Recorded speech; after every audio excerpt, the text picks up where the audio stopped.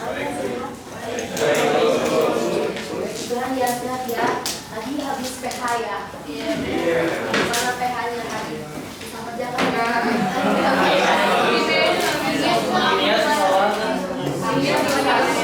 Iya susah. Aku tantinya bisa. Baik. Iya, CMP juga sejukan jiwa. Selamat pagi kelas 25. Ya, kemarin kita awali belajar dengan doa. Teman-teman, nanti semuanya kita berdoa dahulu agar perjalanan dalam belajar kita lancar sampai akhirnya nanti. Baik, kita tolong untuk pimpin doanya.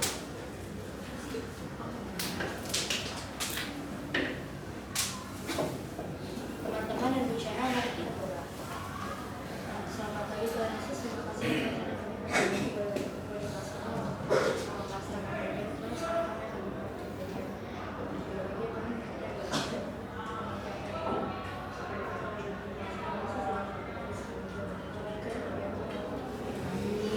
Terima kasih Daniela untuk sudah berdoa. Oke, baik. Hari ini apakah ada teman kita yang tidak hadir? Kristo tidak hadir karena sakit. Kemudian Winada pulang ya karena mau cek untuk terapi tangannya yang sakit gitu ya.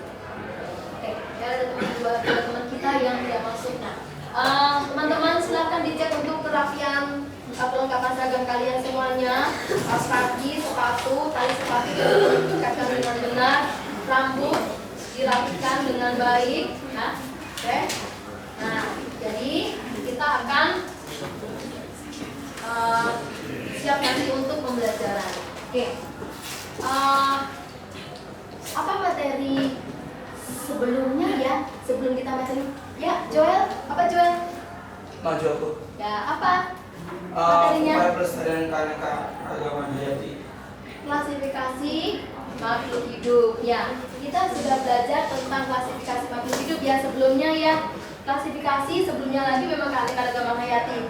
Terus habis itu klasifikasi makhluk hidup. Kita sudah belajar itu ya. Dan ternyata makhluk hidup itu beraneka ragam sehingga harus diklasifikasikan gitu ya. Nah,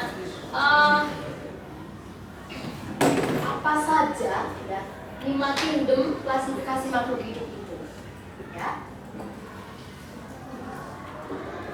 Apa saja 5 kingdom klasifikasi makhluk hidup? Apa Gwen?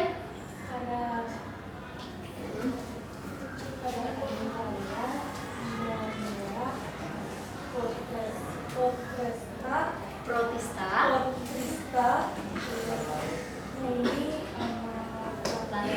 lantai. Ya, jadi itu 5 kingdom yang sudah kita pelajari ya. Nah, kemudian tadi kalian dengar nggak Gwen itu menyebutkan ada virus nggak di situ? Nggak ada ya.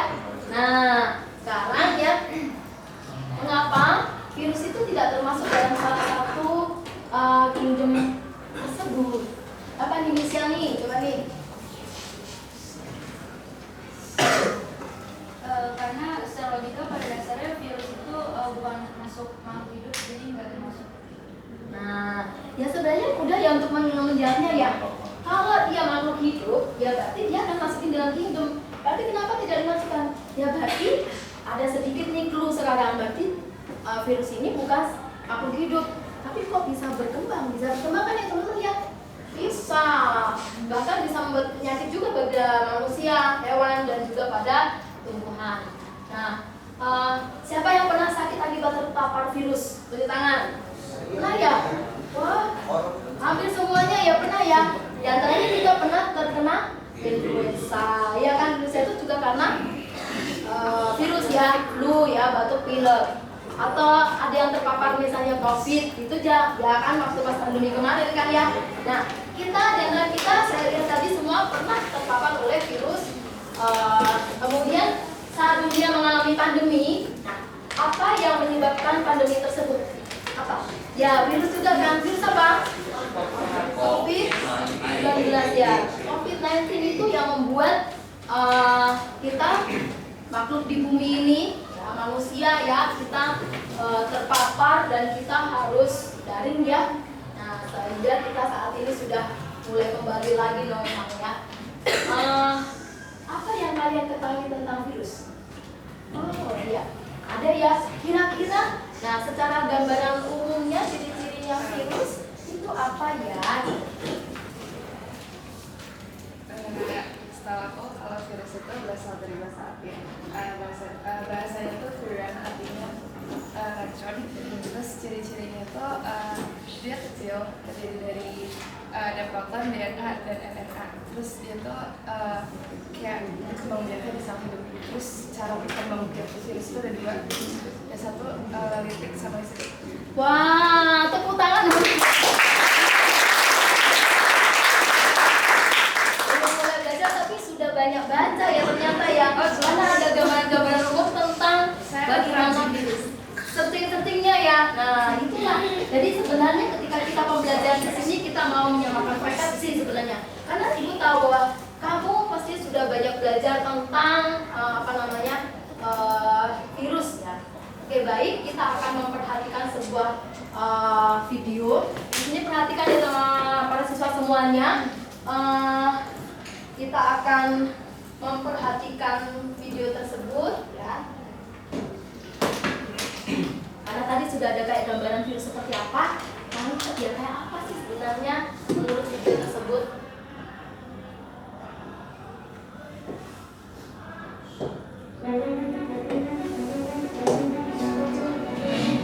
Bentuknya sama-sama kecil, tapi sekalinya bikin ulah satu dunia yang kerepotan. Mereka adalah virus dan bakteri, organisme yang paling suka disalahin kalau ada orang yang sakit. Tapi sebenarnya, seperti yang sering kalian tanyakan ini, apa sih bedanya mereka dan manakah yang lebih mematikan? Simpelnya banget, kalian mesti tahu dulu kalau dua-duanya itu bisa mematikan. Ya, karena mematikan atau enggak tergantung jenis virus atau bakterinya. Misalnya penyakit tuberkulosis atau TBC, jadi salah satu penyakit paling mematikan di dunia yang disebabkan sama bakteri. Buat virus, nggak perlu ditanya lagi. Tapi fakta mengejutkannya, bakteri dan virus pun nggak selalu mematikan. Bahkan lucunya bisa nolongin kita juga. Di perut kita contohnya. Itu jadi tempat tinggal 380 triliun bakteri yang membantu sistem pencernaan. Sama halnya kayak virus, yang juga bisa membantu melawan bakteri jahat dan nyelamatin manusia.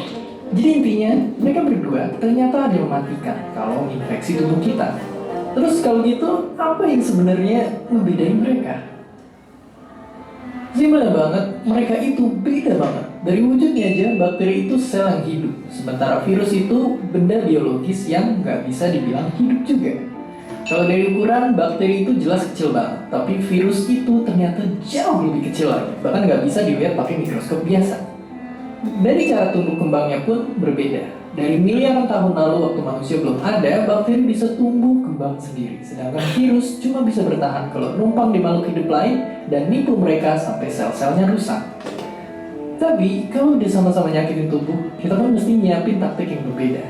Antibiotik untuk bakteri dan vaksin atau antivirus untuk virus. Oke, lalu apa yang bikin mereka bisa mematikan? Simpelnya begini, karena mereka punya banyak taktik buat menginfeksi. Bakteri jahat adalah makhluk yang siap menyerang tubuh dengan memperbanyak diri atau menghasilkan racun dan akhirnya mengganggu kerja suatu organ.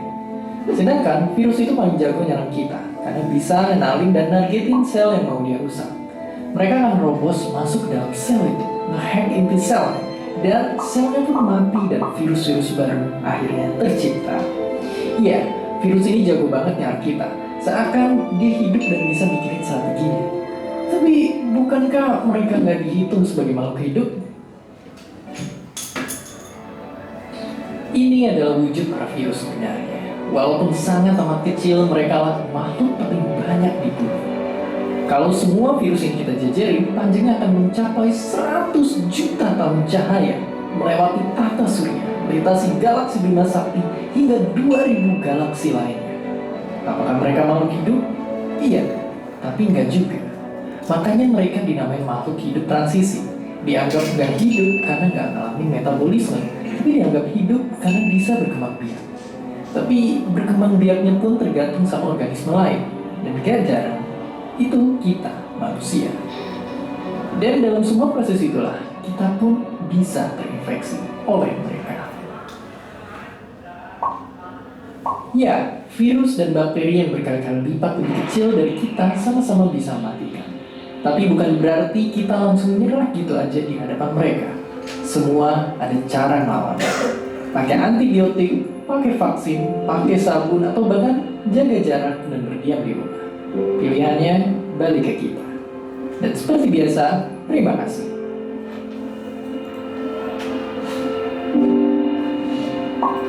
Terima kasih udah nonton Kok Bisa. Punya pertanyaan lagi? Tulis aja di kolom komentar di bawah. Keep asking and stay curious.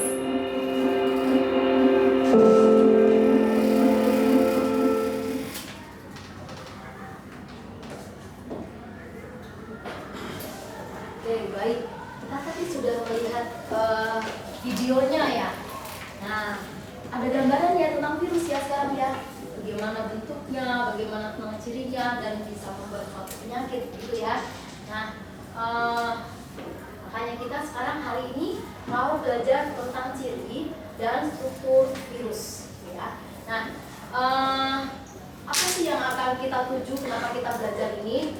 Ya, yang pertama kita pasti akan bisa menerangkan sejarah virus. Nah, sejarah ini penting karena kalau kita tidak pernah tahu tentang penemuan virus, mungkin saat kemarin kita terjadi pandemi dan virus itu belum ditemukan, berapa manusia yang akan meninggal dunia di dunia ini kan? Nah, tapi karena kita sudah pernah tahu tentang virus, maka ilmuwan cepat untuk membuat vaksinnya, bahkan teknologinya juga terbuat. Kemudian kita akan bisa menjelaskan juga ciri-ciri virus. Kemudian kita bisa tahu nanti bentuk-bentuknya apa aja. Nah, apakah bentuknya ada yang bulat atau bentuknya seperti apa? Nah, kemudian bagian-bagiannya, dan juga kita mengetahui seperti tadi yang sudah dibilang sama Sitiur ya, bahwa reproduksinya itu berbeda ternyata. Karena ada reproduksi fasolitik dan juga nanti disogenik. Kemudian mahasiswa semuanya, apakah nanti kalian bisa mencipta dan juga menyelesaikan soal-soal HOTS? Nah, soal-soal HOTS di sini nanti akan ada di dalam misi itu, ada soal-soalnya. Gimana kamu bisa nggak mengerjakannya? Nah itu ya. Oke, baik. Kemudian apa saja yang akan kita nanti lihat atau akan ibu nilai di sini? Nah, ada penilaian-penilaian di mana ada penilaian formatif, sumatif, keterangan, dan juga sikap. Nah, ketika mengerjakan post dan pretest, nah sumatif ini adalah PH tertulis nanti ya ketika kita di akhir. Kita akan PH sudah dischedulkan ya di hari Senin kan ya. Ya, hari Senin kita akan PH ini. Makanya perhatikan ya. Ini kemudian keterampilan dalam kamu nanti mempresentasikan, menanggapi juga dan paparan dari korporator, dan juga bagaimana ketika kamu nanti bersikap ya. Bersikap saat kamu di sekolah berjalan ini, apakah kamu bekerja sama, apakah kamu bisa bernalar fitness gitu ya. Nah kemudian kita akan kuis awal, silakan disiapkan handphonenya, kita akan pakai krisis.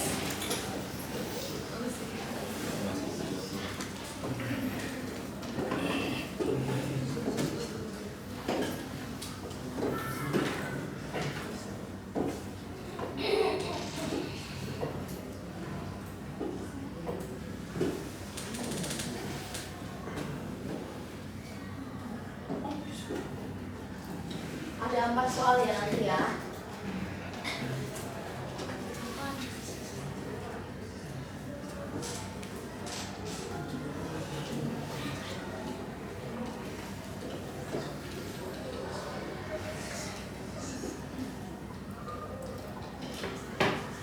Sudah siap handphonenya? Sudah dinyalakan handphonenya? Adakah yang kesulitan pakai handphone bisa pakai laptop ya?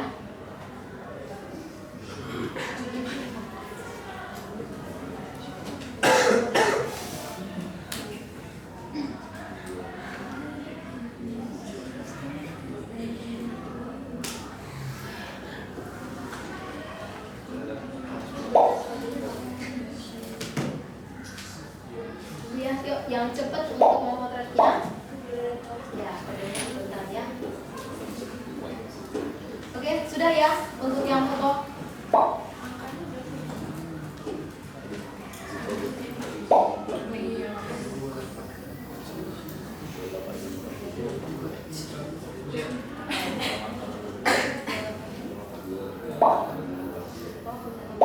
Oke, yang kode 286642.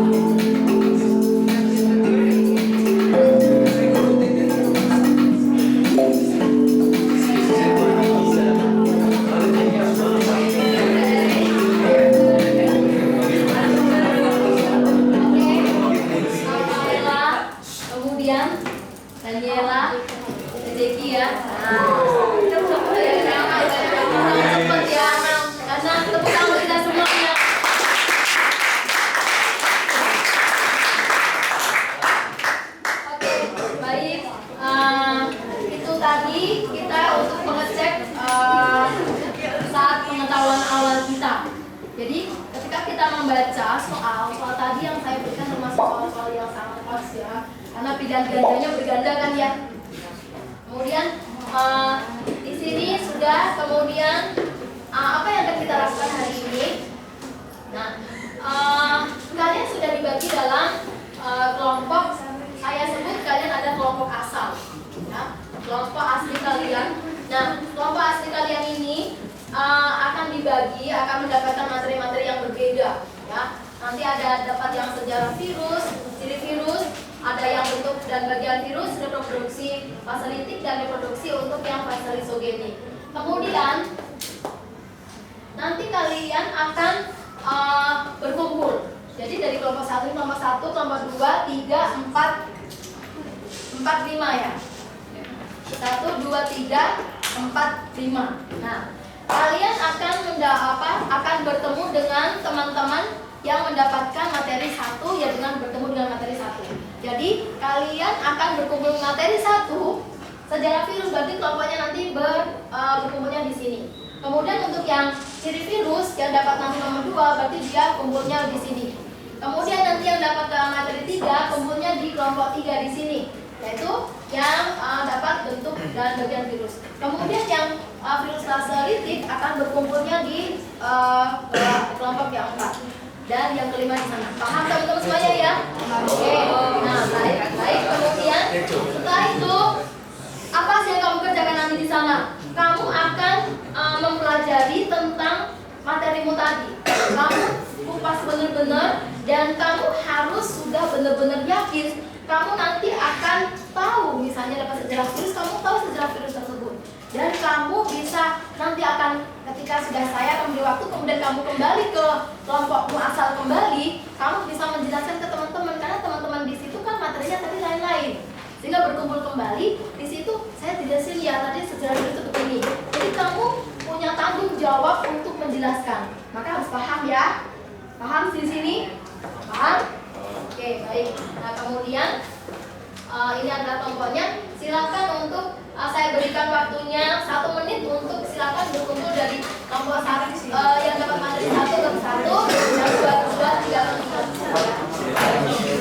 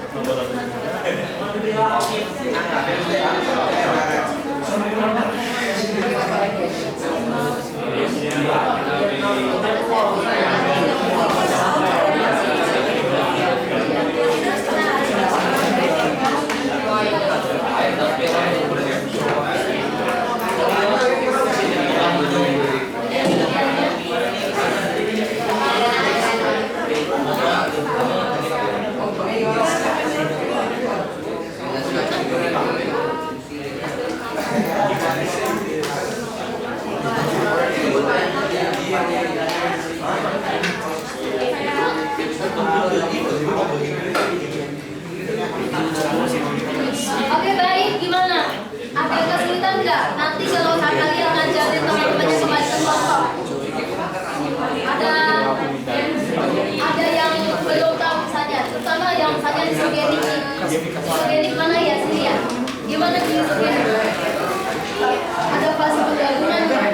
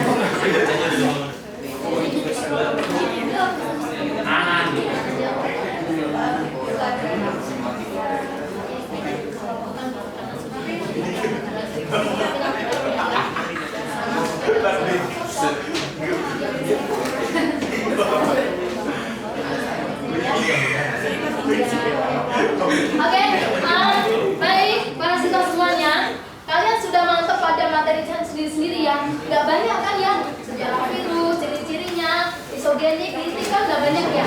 Nah teman-teman semuanya, perhatikan.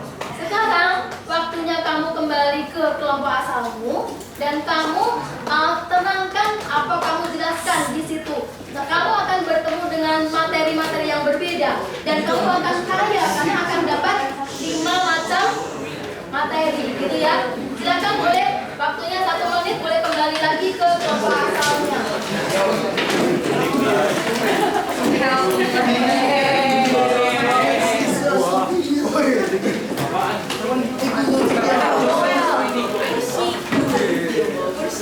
Bentar.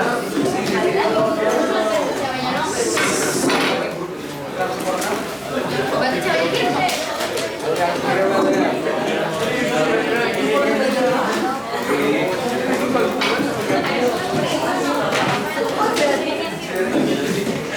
Daniela di depan. Berarti kalau tasnya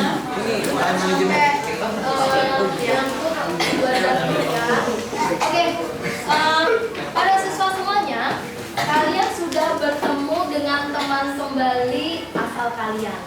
Nah, kalian sudah mendapatkan materi yang berbeda-beda. Nah, sekarang kalian akan mendapatkan LK. LK ini silakan kamu selesaikan bersama. Satu kelompok ini ada satu saja ya. Nah, LK ini silakan dikerjakan karena kamu sudah bertemu dengan teman-teman yang tadi sudah belajar dengan materi-materi yang berbeda. Di sini akan dituangkan dan kalian tugasnya kasih tahu temennya kalau temennya nanti bertanya nggak ngerti. Ada yang nanya juga, Bu, kalau dikristalkan itu maksudnya apa? Bu, kalau penggabungan itu yang digabungkan apanya? Kayak gitu. Nanti sudah ada yang bertanya kepada ibu. Nah, itu jadi bisa dijelaskan kepada teman-teman semua. Ya, oke. Sekarang kita tolong dibantu satu kelompok satu, kasih ya. Satu kelompok satu dioper ke sana ya. Satu kelompok satu. Nah, kemudian kalian akan menuangkan LKPD ini ya, itu ke dalam Canva. Ya. Tidak semuanya ya, tidak semuanya nanti akan saya ibu minta untuk presentasikan. Nah, sekarang silakan mulai ditulis untuk namanya, anggotanya dituliskan. Silakan disimpan belakang dulu. Baik. Nah, silakan kalian untuk menuliskan di sini dan juga untuk kelompok 1 dan kelompok 2 akan menuliskan menuangkan di nanti untuk fase presentasi saya sudah kasih tahu ya di sekarang ya. Kelompok 1 dan kelompok 2 akan menerangkan nanti untuk yang sejarah virus dan juga ciri-cirinya. Jadi pada link Canva-nya silakan kamu buka ya untuk kelompok yang sudah diberikan link ya, silakan untuk buka itu. Kemudian untuk kelompok 3, 4, 5 itu akan menuangkan dari LKPD-nya ini, yaitu dari nomor 3, 4, 5. Nomor 3, 4, 5 itu adalah pada bagian melengkapi bagan-bagan dari bagian virus. Kemudian nanti daur dari litik dan juga isogenik. Nah, nanti kelompok yang ibu tunjuk nanti silakan maju ke depan untuk menjelaskan kepada teman-teman semua. Kemudian kelompok lain yang sudah saya tunjuk juga nanti silakan untuk menanggapinya. Jadi kita akan ada penilaiannya, keterampilannya, ada bagian siapa yang mempresentasikan dan yang memberi tanggapan. Ada pertanyaan? Tidak ya? Nah, kalau tidak silakan dari sekarang untuk bersiap-siap untuk mengerjakan ini dan bersiap-siap untuk mempresentasikan nanti ya. Silakan. Kalau ada sesuatu yang belum paham boleh untuk bertanya kepada ibu.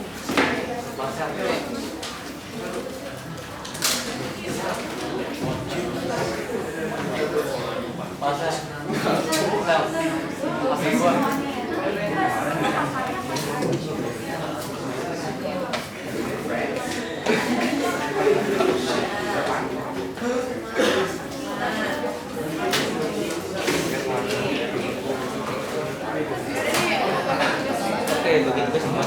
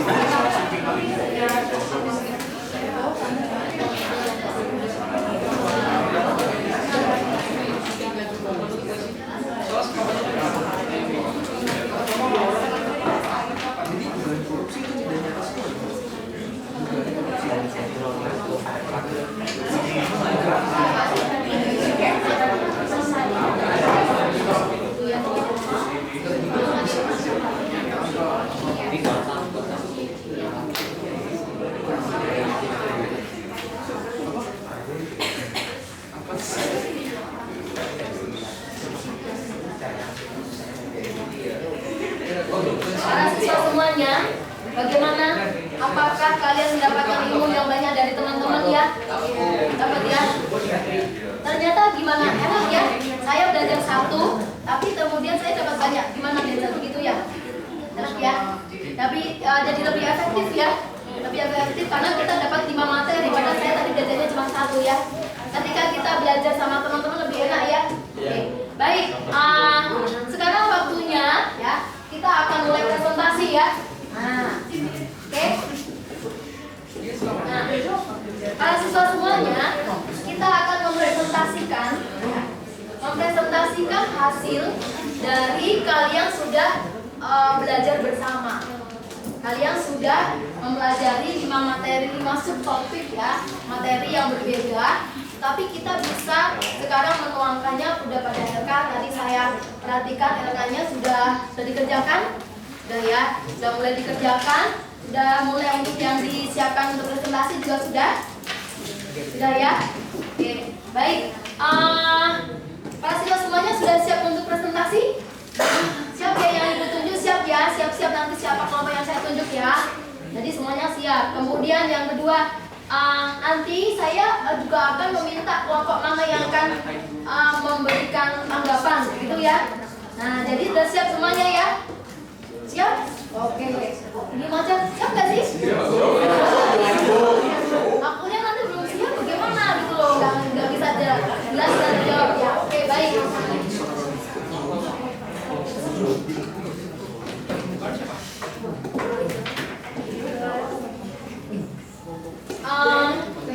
Silakan, saya meminta untuk saya buka linknya ya, yang sudah kalian sudah kirim di email saya ya. Baik, saya akan buka dulu.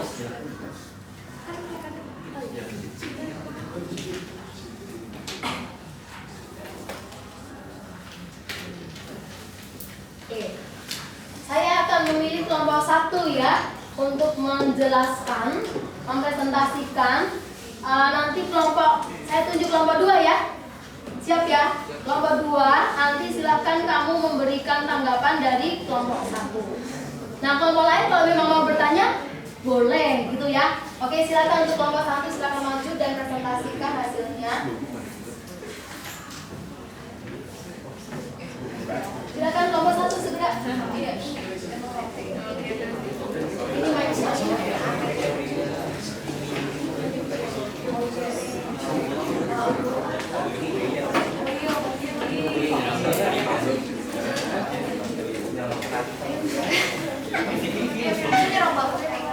Baik, kita berikan tepuk tangan dulu biar semangat kelompok 1.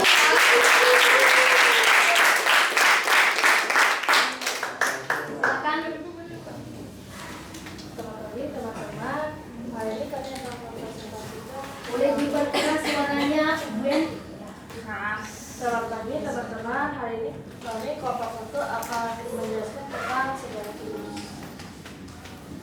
Berikut adalah Di present sengaja biar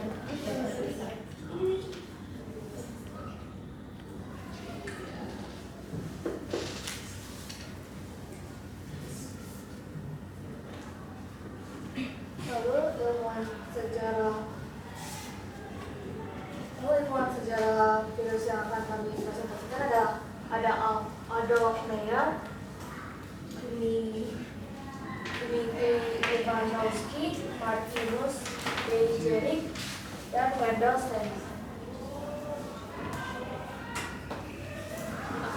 Aku akan menjelaskan sejarah virus. Dari yang ada.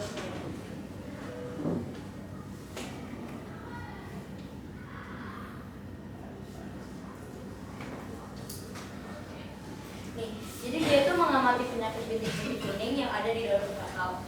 Terus dia menyebabkan getah yang diekstraksi dari tanaman tembakau yang sakit ke tanaman tembakau yang sehat. Nah, ternyata tanaman tembakau yang sehat itu jadi sakit. Nah, terus dia mengamati daun tembakau yang sakit dengan menggunakan mikroskop biasa, tapi dia nggak bisa menemukan ada penyakit apa di dalam tubuhnya. Nah, jadi kesimpulannya itu dia itu menyimpulkan bahwa sesuatu penyebab penyakit pada tanaman tembakau berukuran lebih kecil dari bakteri biasanya.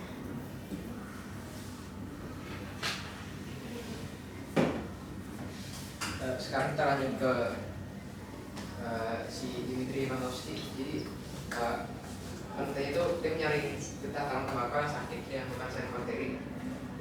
Hasil sains tersebut dikeluarkan pada tanaman tembakau yang sehat dan tanaman tembakau yang sehat tersebut menjadi sakit. Dan dia menyebutkan bahwa penyakit pada tanaman tembakau atau bakteri patogenik yang sangat atau bakteri menghasil toksin yang dapat melewati sel.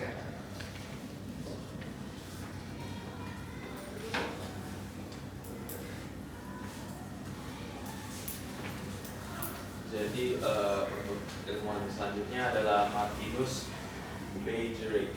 Jadi dari hasil penelitiannya dia melakukan penyemprotan getah tanaman yang sudah disaring ke tanaman yang sehat. Jadi agak sama ya. Jadi habis itu tanaman yang sehat jadi sakit. Nah, itu getah tanaman tersebut digunakan untuk menginfeksi tanaman berikutnya dan seterusnya hingga beberapa kali pemindahan. Ternyata melalui beberapa kali pemindahan sifat patogennya tidak berkurang dan dari penelitiannya juga agen tersebut juga berbeda dengan bakteri karena tidak dapat dikembangbiakkan bertahan di dalam cawan bakteri yang berisi nutrisi. Jadi virus ini ya perlu kayak sebuah host gitu. Untuk kesimpulan dari penelitiannya menyimpulkan bahwa agen tersebut adalah partikel yang lebih kecil dan lebih sederhana dari bakteri.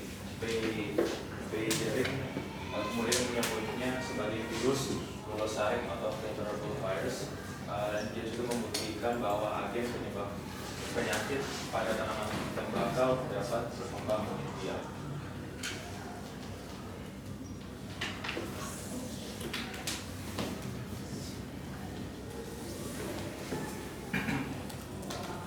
Selanjutnya adalah Wendell-Sarin. Jadi penelitian yang ilmuwan ini lakukan itu adalah mengkristalkan penyakit yang menyebabkan penyakit sakit. Dan kesimpulannya itu si Wendell-Sarin ini berhasil untuk mengkristalkan penyakit yang ada di tanaman ini. Terus akhirnya ada ditemukan namanya tobacco mosaic virus atau virus.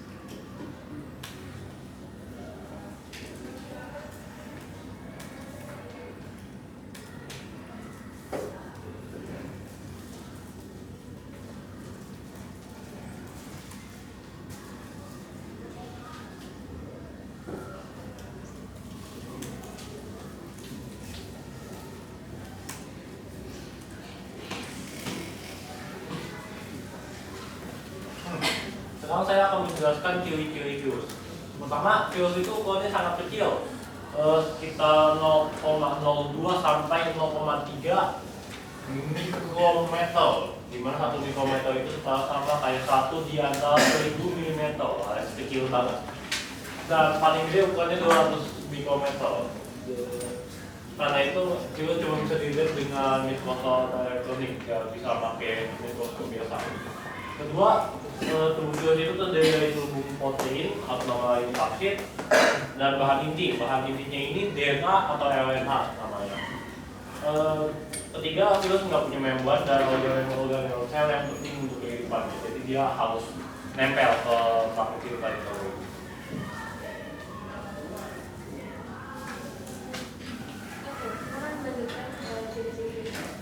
Yang keempat, virus itu cuma bisa bereproduksi kalau misalnya dia berada di sel hidup atau jaringan yang hidup. Jadi kalau dia nggak ada di sel hidup atau jaringan hidup, dia nggak bisa bereproduksi. Kemudian virus itu biasanya stabil pada pH 5,0 sampai 9,0. Kemudian virus juga bisa dikristalkan seperti medan mati, seperti yang dilakukan oleh ilmuwan yang tadi. Terus bentuk virus ini juga macam-macam, ada yang batang, bola, bulat, peluru, dan juga yang berbentuk V. Terus yang terakhir, aktivitas virus itu bisa dilakukan oleh sinar ultra ungu dan sinar X, tetapi dia nggak bisa dilakukan oleh zat antibiotik dan zat antibakteri yang lain.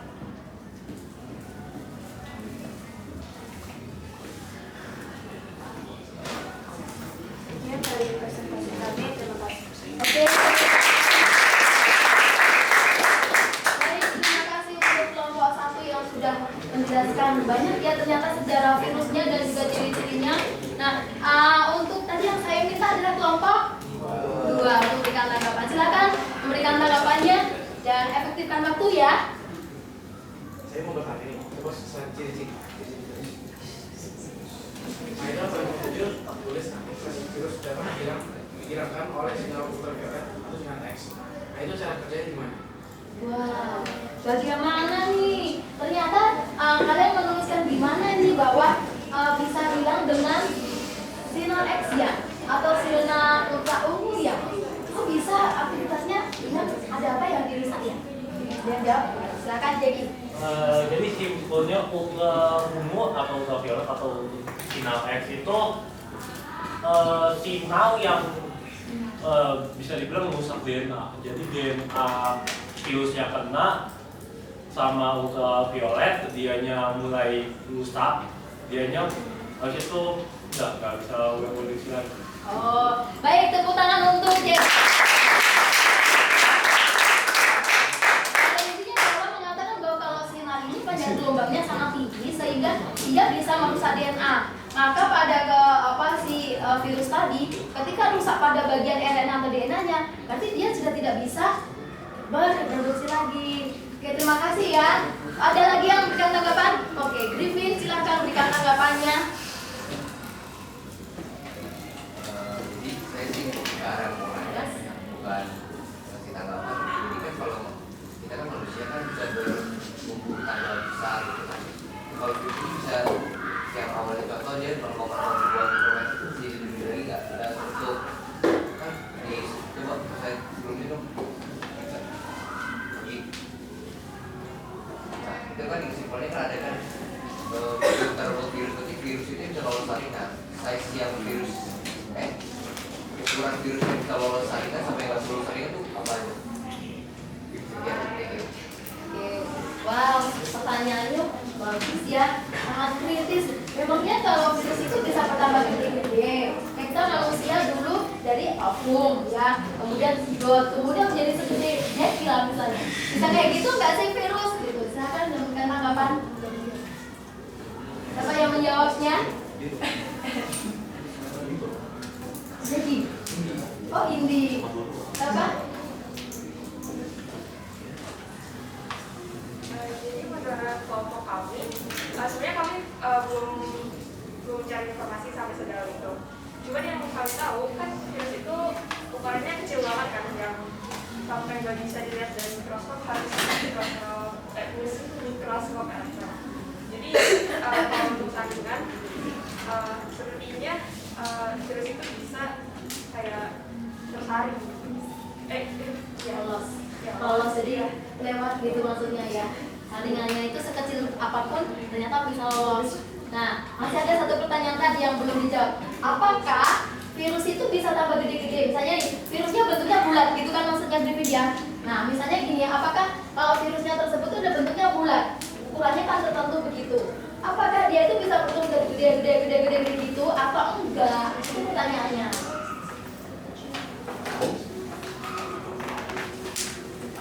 Sepertinya nggak bisa deh kayaknya. Soalnya yang dari yang kami tahu virus itu ya emang ukurannya ya udah kecil aja gitu. Gitu aja sih yang kami tahu. Baik. Terima kasih untuk usahanya dari kelompok 1 untuk menjelaskan.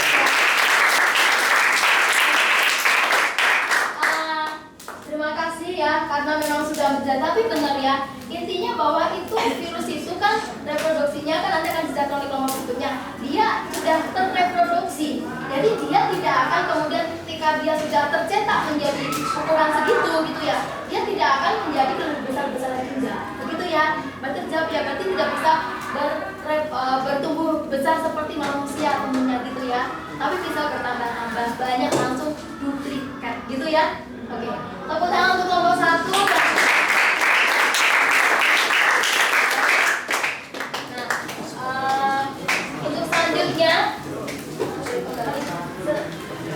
untuk selanjutnya adalah kelompok yang saya pilih adalah kelompok 5 ya. Kelompok 5 untuk mempresentasikan dari gambar yang sudah saya kirim ke ibu nih.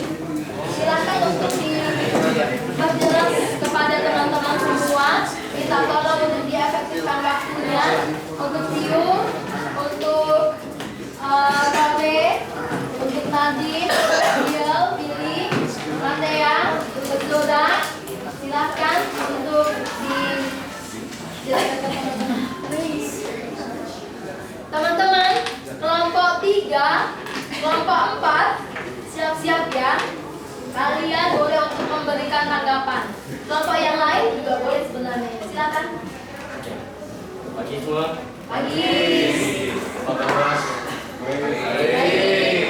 Kami dari kelompok 5 akan menjelaskan mengenai bentuk-bentuk virus, terus apa aja? Bagian virus dan lipid dan histogenetik. Anggota kami ada saya Tore. Di sini di kanan ada Matea, ini yang Chinese sendiri. Di paling kiri ada Bonjora, di kanannya ada Biel, kanannya lagi ada Nadine dan kanannya Tio. Oke, mari kita mulai.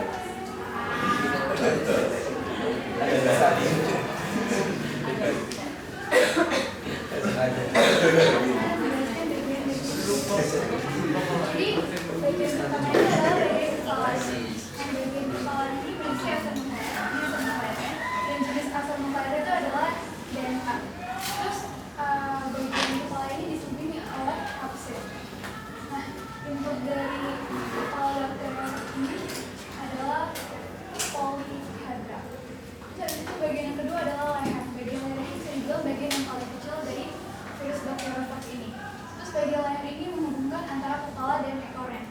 Terus bagian leher juga menjadi saluran bagi asam urat menuju ke ekor. Nah, sekarang di bagian ekornya. Nah, di bagian ekor ini, ekor itu berfungsi untuk menempel virus ya ke inangnya. Terus ada serabut ekor sama lempeng dasar. Kalau serabut ekor itu untuk melekatkan diri kepada sel inangnya. Terus kalau lempeng dasar itu ada jarum untuk menginjeksi DNA-nya ke dalam sel inangnya.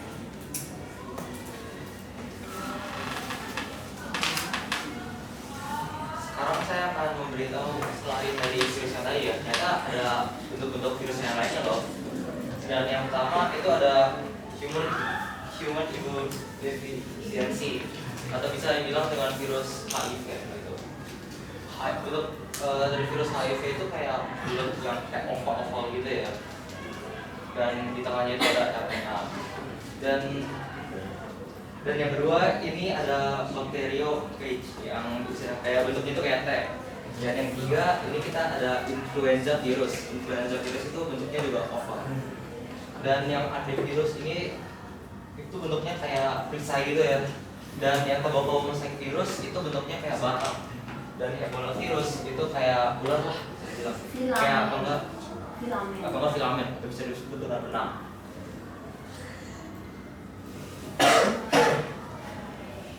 Jadi sekarang kita ke fase perkembangbiakan virus yang pertama. Jadi sekarang kita ke fase perkembangbiakan virus. Jadi ada dua, salah satunya di fase pertama adalah fase litik. Nah, fase litik itu pertama ada fase asperusi atau fase di mana virus menempel pada sel itu. Nah, di sini terjadi reaksi enzim sehingga di virus di selnya itu berkembang. Kemudian yang kedua ada fase injeksi atau penetrasi di mana virus menginjeksikan materi genetik ke dalam sel inangnya. Kemudian yang ketiga ada fase epifase atau sintetis di mana materi genetik virus itu menguasai sel. Kemudian di situ virus-virus ini membentuk bagian-bagian virus seperti parasit, leher, ekor, dan juga yang lain-lain pada sel inangnya tersebut. Nah, hal tersebut bisa terjadi karena di dalam sel itu terdapat protein, jadi digunakan sama virus untuk membentuk bagian-bagian sel, bagian-bagian virus. Kemudian ada fase perakitan. Fase perakitan itu adalah fase di mana virus itu bagian-bagian yang tadi sudah dibuat pada fase aktivasi itu dirakit sehingga menjadi virus itu. Kemudian terakhir ada fase lisis. Fase lisis itu adalah fase di mana selnya itu meledak sehingga virus-virusnya itu keluar dan bisa mencari sel inang lain supaya bisa diinfeksi.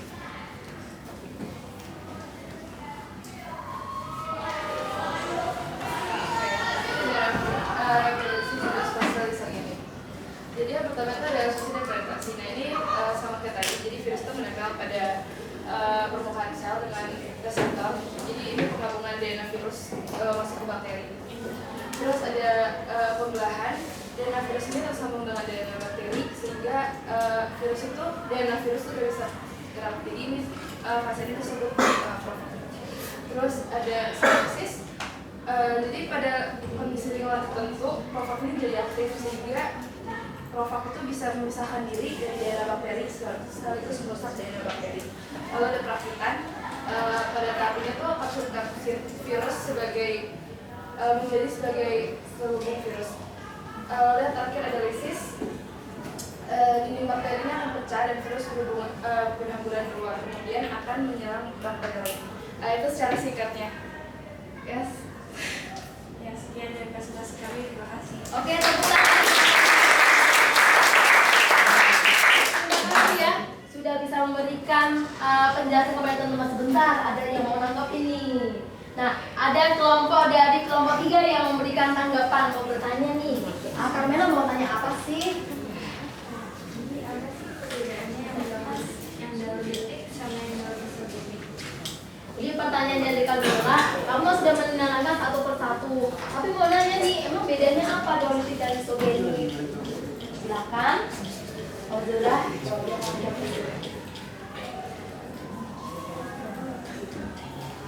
ada fase apa tadi kayaknya?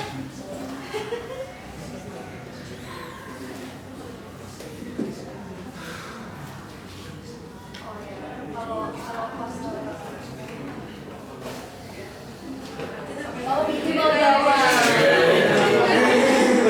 Ada perbedaan kok tadi memang ada salah satu di situ ada.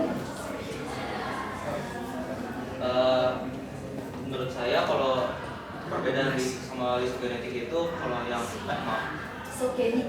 ya lisogenik itu kalau yang litik itu lebih cepat ya menurut saya, dan itu kayak lebih kayak 2 minggu udah kena virusnya. Dan kalau yang lisogenik itu kayak bercabang-cabang terus, berjumlah berkelipatan terus pokoknya, dan bernambah dan juga lebih lama untuk kena virusnya. Oke, terima kasih ya untuk Didi yang sudah memberikan jawabannya. Tepuk tangan untuk teman-teman dari ada perbedaannya. Yuk kita perhatikan bersama-sama ya teman-teman. Untuk fase litik dan lisogenik ini, fase litik itu jauh lebih cepat dibanding dari lisogenik. Kemudian ada pada tahapan-tahapannya. Ada tadi apa? Ada tahap penggabungan ya. Kalau untuk di lisogenik, nah ketika bergabung di situ akan bersama-sama dengan inang, kemudian dia bisa ikut membelah diri.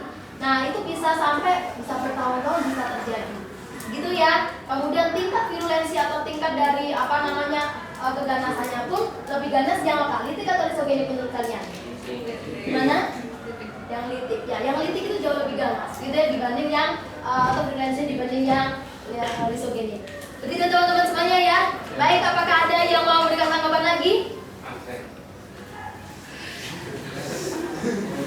Silahkan Badrika. Jadi pertanyaannya itu adalah kondisi apa yang membuat virus ini itu harus memilih fase lisogenik? Karena kayaknya kan fase lisogenik lebih lama ya. Pasti ada beberapa kondisi dong atau tentu permasalahannya sehingga dia nggak bisa langsung ke fase lisogenik, fase litik.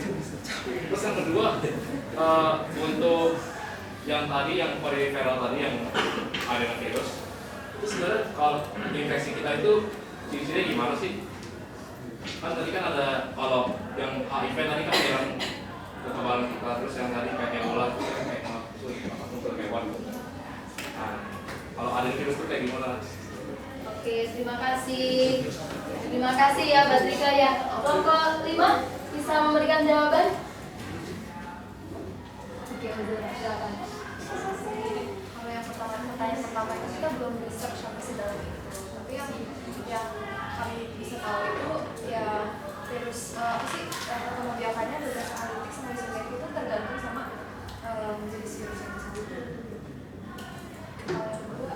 Kalau yang kedua tadi adenovirus, pertanyaannya kenapa adenovirus, kenapa? Kalau menginfeksi kita itu apa yang terjadi langsung? Oh, adenovirus. Nah,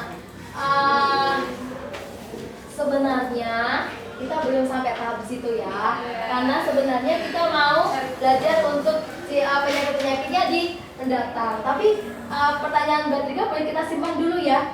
Ya, itu pertanyaan yang sudah sangat mendalam dan sudah ingin tahu lagi. Nah, ikutin besok ya, kita mau peranannya satu persatu dari suatu penyakit tersebut, gitu ya. Menjelaskan lagi tadi yang pertanyaan bagaimana kalau misalnya bisa, kenapa virus itu memilih litik dan lisogenik gitu ya. Sebenarnya dia tidak diberi di pertanyaannya, kamu mau pilih apa, enggak begitu ya. Tetapi ciri-ciri dari karakteristik dari sebuah virus tersebut itu dia akan menjadi, misalnya dia bisa bergabung dan tidak, itu akan tergantung dari karakter sendiri. Jadi tidak, kalau dia virus yang dia itu memiliki fasenya fase yang litik, pasti dia tidak akan pernah melewati untuk lisogenik.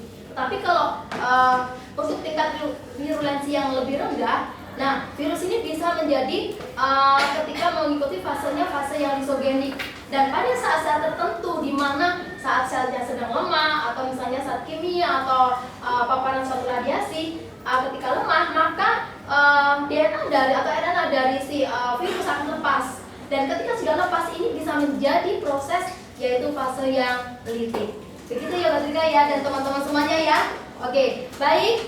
Terima kasih untuk kelompok 5. Silakan tepuk tangan untuk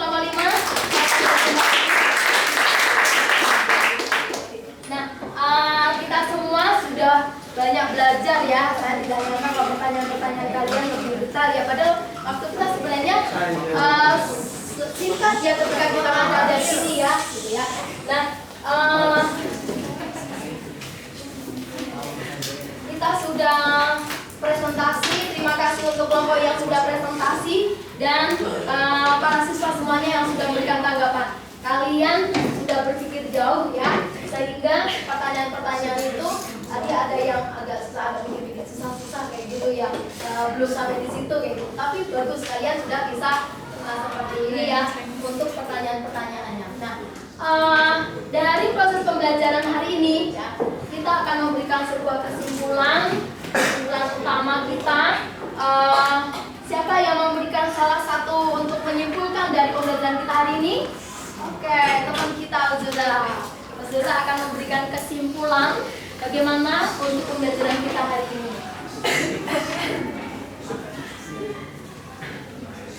Jadi kalau dari yang kita pelajarin ada ciri-ciri sama struktur utama kalau ciri-ciri itu bukan termasuk hal kedua. Terus kemudian kedua, konflik itu sangat kecil sampai kita tuh kalau mereka harus menggunakan mikroskop elektron.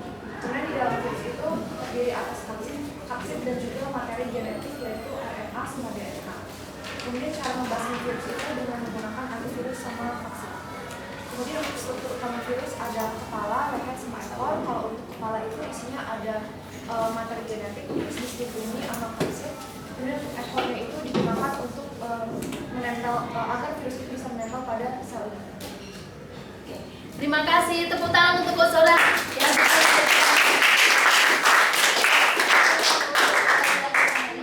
jadi sudah banyak hal ya.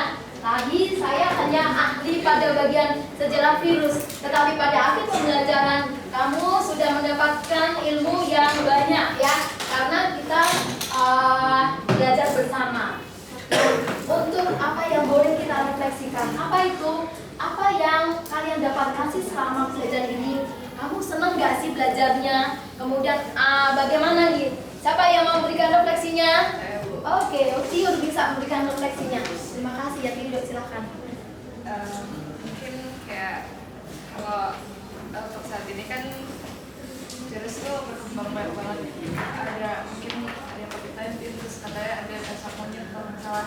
Jadi maksudnya untuk refleksi kita semua di sini, bagaimana caranya kita harus aware sama diri sendiri, ya kita harus peduli sama diri sendiri, terus kita juga harus peduli sama lingkungan. Oke, tepuk tangan untuk kita refleksinya sungguh sangat mendalam untuk kehidupan sehari-hari ya. Karena tadi saya mendengar cacar monyet katanya. Itu wah menarik sekali ya. Nah, kita sudah banyak yang membacakan ya tentang cacar monyet ya. Sudah membunuh kan ya. Berarti mahasiswa semuanya jangan kalah ketinggalan ya, boleh untuk membaca-baca. Nah, kemudian kita akhiri pelajaran hari ini dengan kuis. Silakan untuk dibuka handphonenya. Kita mau tahu ya, tadi sudah melakukan pretestnya. Nah sekarang post testnya saya dapat nilai berapa ya? Atau saya sudah bisa mengerjakan soal yang mana saja ya?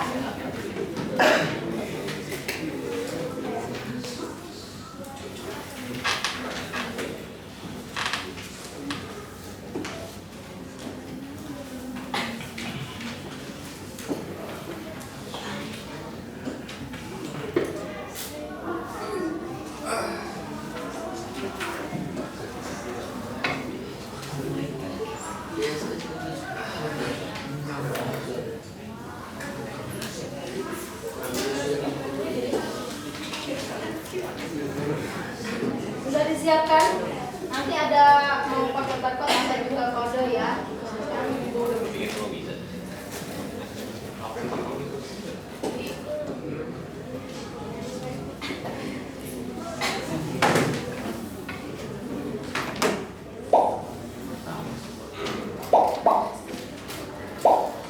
Yuk, diberikan waktu 10 detik untuk masuk. Pakai baju sekolah ya.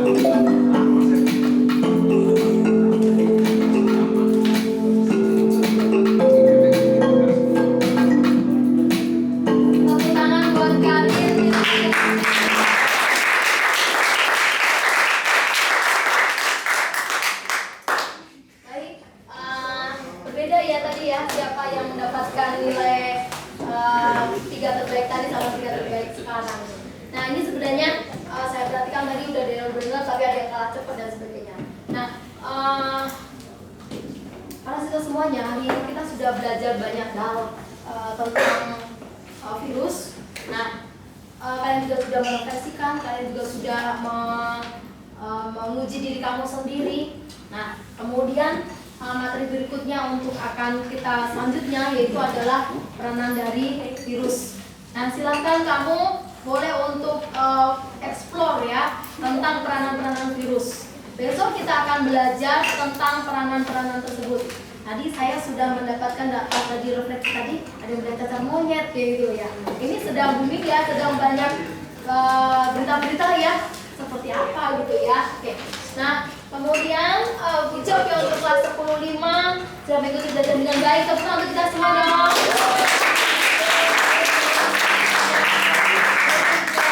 Sudah berdiskusi dan berpresentasi hasilnya dengan baik. Nah, hari ini kita menutup pelajarannya yaitu dengan doa. Minta tolong Gabriel silakan untuk berbicara doa agar apa yang sudah kita dapatkan hari ini sungguh teringat ya dan memaknai dan